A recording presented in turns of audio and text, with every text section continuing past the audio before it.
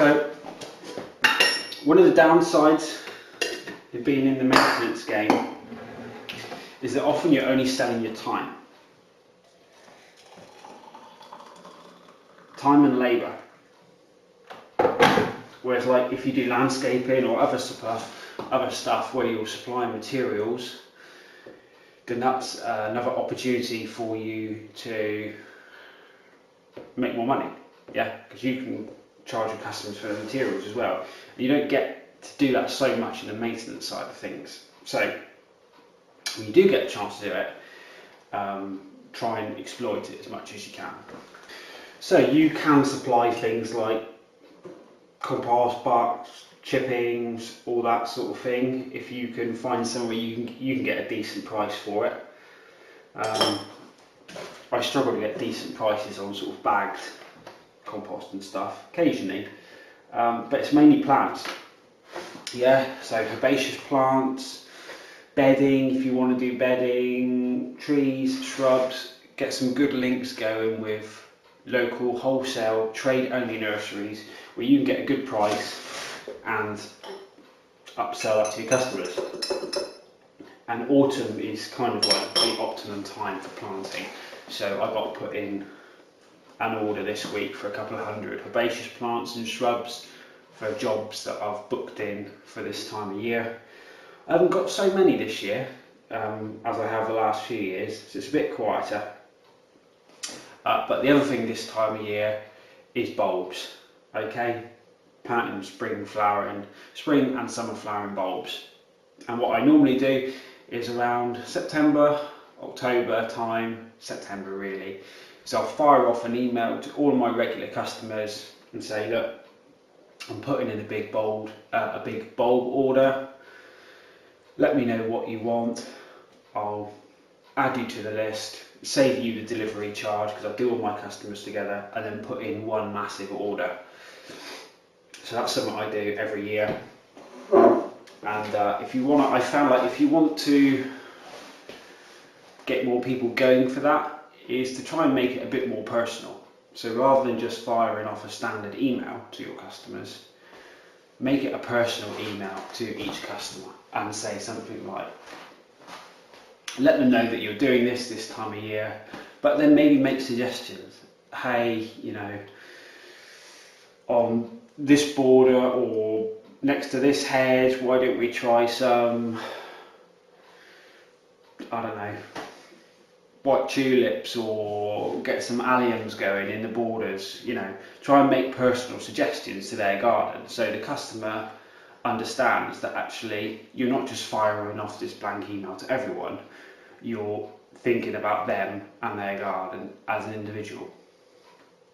Because most people, if they're hiring a gardener, yeah, they like their garden and they want the person that's working in it to take an interest and care in it as well. So that's one way of doing it. And my bulb order for this year has arrived.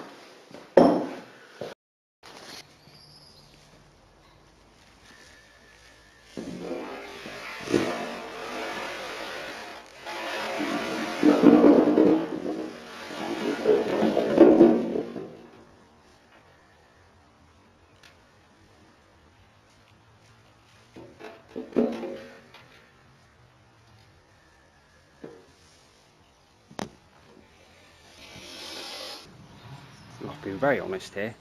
I hate planting bulbs. I think it is my least favourite job in the gardening task thing. I absolutely detest it with every fibre of my soul. It's so boring.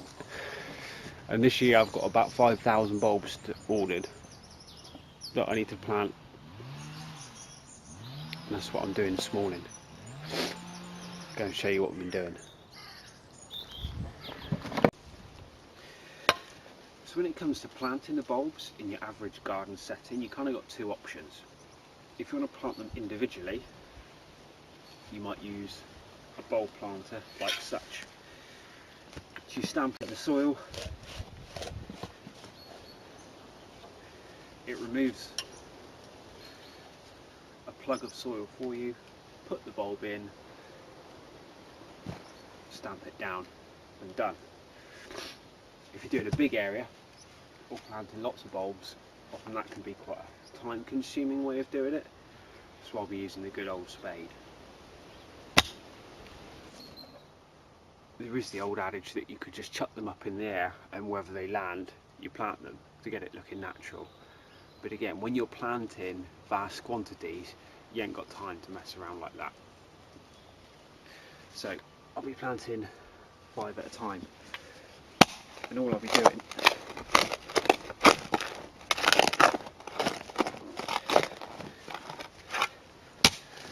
is taking out a plug of soil,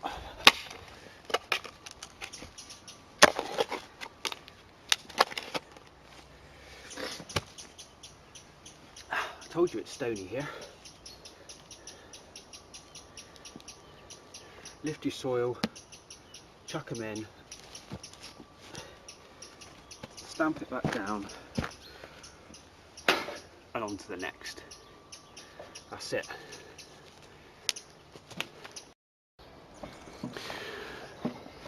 So, I've done one big sack already of daffs. This is another lot going in. What I try and do is just go along and dig the holes first in one big go.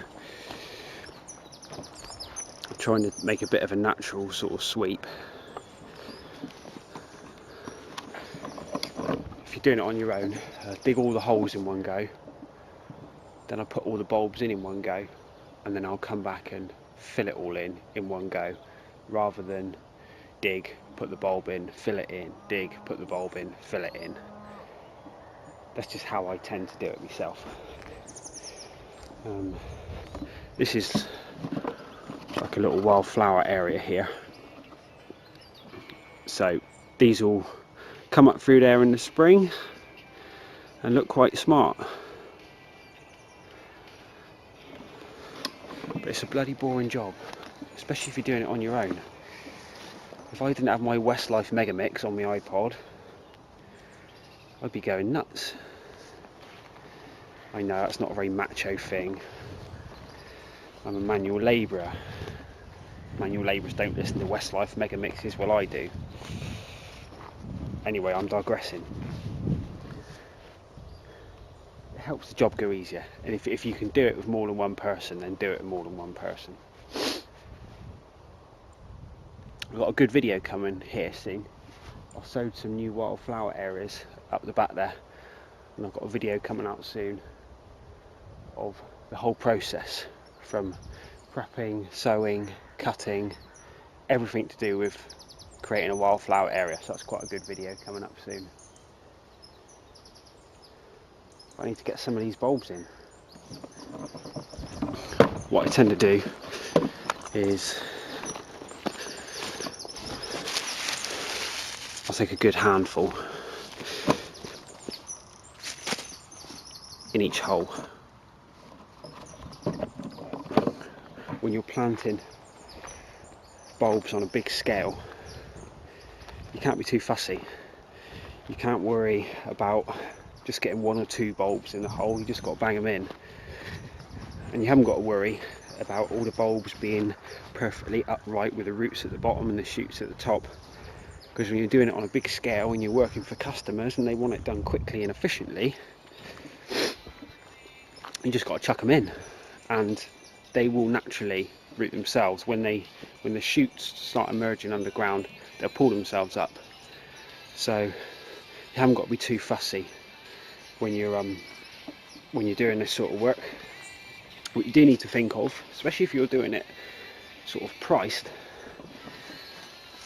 do a few test holes and see what the ground is like, because if you've got 1,000 bulbs to plant, for example, if you've got nice loamy soil and you can stick your spade in down to a spade's width straight away, no problems, it's easy. Here I'm putting the stones in and it's just flint, and it just takes so much longer, and you can't get so much depth. So lucky I'm here on an hourly rate, so it ain't too bad. But if you're pricing the job, you need to know what the ground conditions are, and that's going to dictate maybe how many bulbs you might get in a day. Just something to think about.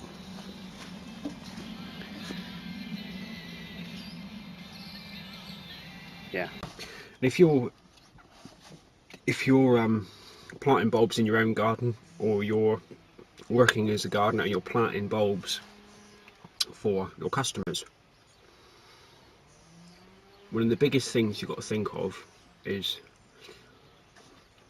when you're looking at it from a more practical standpoint, is not so much what it's going to look like when the bulbs are in flower, because it all looks lovely when they're in flower. It's what it's going to look like after they've flowered, because you can't cut the daffs. If you take daffs as an example, you can't cut them really until into June sometimes. So wherever you plant them, you've got to think, I'm not going to be able to cut them for 6-8 weeks after they've finished flowering. What's it going to look like? And quite often I see customers sometimes who've spent a lot of money on bulbs and all the effort they planted them.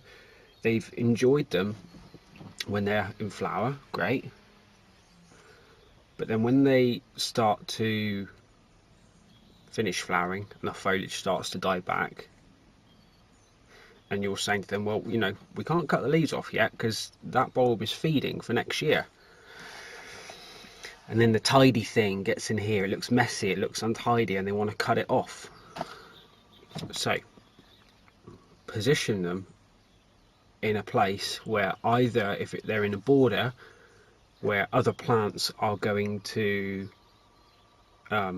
cover them or steal the show so you don't see the brown foliage, or if you're planting them in a lawn, plant them, I don't know, maybe under the base of a tree where you can get away with maybe leaving the grass a bit longer as a feature area of long grass.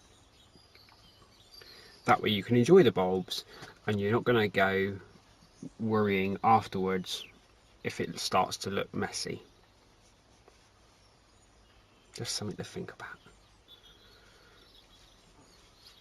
Anyone else getting bitten to hell this time of year? I had one in my stomach yesterday. I won't show you that because it's disgusting. But some on my neck there, I don't know what it is, but getting eaten alive.